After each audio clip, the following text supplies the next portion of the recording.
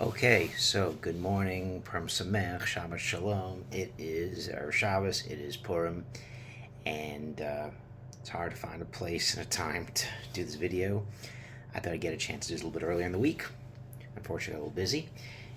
So between Minyanim at the shul, and even though there's a Megillah going on there, I had to find a quiet place. So I'm actually recording from the kitchen in our shul, which is probably the dirtiest place in Beit Shemesh. So, yeah, that being said, it's okay. We're gonna make it a go. So first of all, big mazel tov. Actually, I was a week ago. I was reading the Siva Shalom on Purim, the big pamphlet, small sefer. And one of the ideas he kind of points out an idea that actually hits home. So some people know, some people don't know that we was to have another grandson this week, a couple days ago, and big deal. My daughter has now three boys, thank God, and it's actually very interesting because the Yisir Shalom picks up on this idea of childbirth, really childbirth.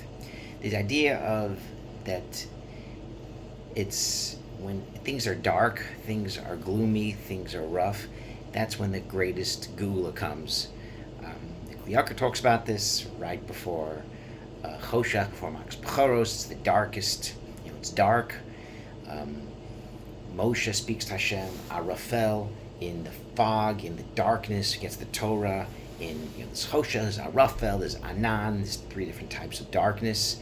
Thick darkness is where the Torah is given, the secrets of the Torah given to Moshe, and here by Purim, because when Esther goes to see Achashverosh, she loses the Ruach HaKodesh. It's actually a wild thing, and it's Lamtzeach, Alel Yel Hashachar, singing this Ayel Hashachar, the deer of the morning. So what's happening here? So the Sefer Shalom talks about that this Tehillim 22, Chav Beis, is a reference to Esther. Eli, Eli, la zantani, why did you leave me? Esther, who now is giving up her life. Not just to Mordechai, giving up your life because he's going against Haman, Achashverosh, by not bowing down, but she's giving up her Olam Haba as well. It's a huge sacrifice. This is why it's Megillus Esther. It's not Megillus Mordechai. It's all on Esther, because Mordechai, he's willing to risk his life, but Esther now is faced possibility of losing her Olam Haba because she goes to submit to the king willingly, and she loses she loses her nevuah, and she goes into the king just when she thought that she's doing the right thing. All of a sudden, she loses this Ruach Hakodesh that she and this despair, this darkness that falls on her. Is just something that's incredible. Sometimes in our lives, we have this when things are going horribly.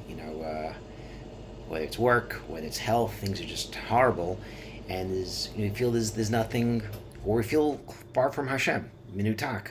That's like the worst feeling, is feeling away from Hashem, Haster Aster, and this is really baked into Purim. And again, back to childbirth. It's the most, forget about the most pain, but it's the most serious time. Our generation, we don't have this, but people died from this. Every third or every fourth childbirth ended in death until they chopped that, something called bacteria, something called disease, and you have to kind of wash your hands. They actually have the surgeons go from surgery to surgery, and the woman's giving birth, she gets infected, and women die in childbirth.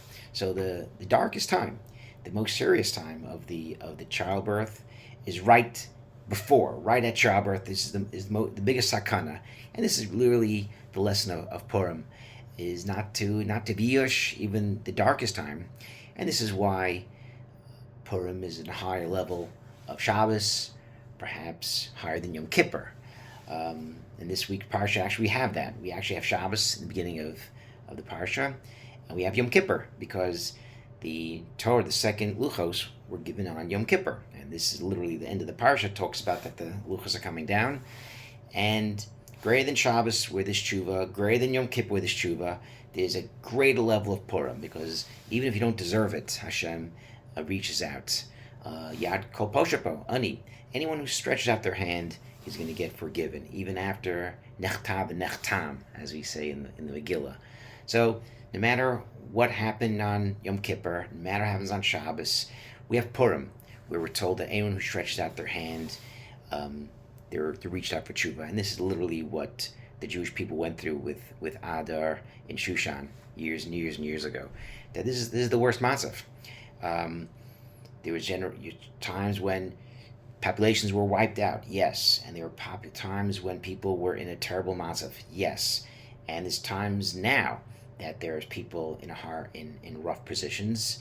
We get that, but Purim was very unique because Purim was a time where every Jew on the planet was supposed to get wiped out, and the Jews weren't in a great position spiritually either, so they weren't strong. They were spread out, and they were doing Avodah Zarah. They went to the house of Achashverosh. They were separate from each other. They weren't unified, and this was the lowest point. And there was Yush, and if anything, Megillah teaches us that no such thing as Yush. There's no such thing, as long as we are simcha with ourselves, simcha with people, and we reach out our hand to Hashem for tshuva. There's never an area that we're not going to survive this. And no matter what happened in the past 18 months, 19 months, 20 months, there's this level that we're gonna get through it. And there's a reason for it. It's always darkest before the light. And this is the takeaway for Purim. So hope everyone has a great Purim. Purim Sameach, Shabbat Shalom, and L'chaim.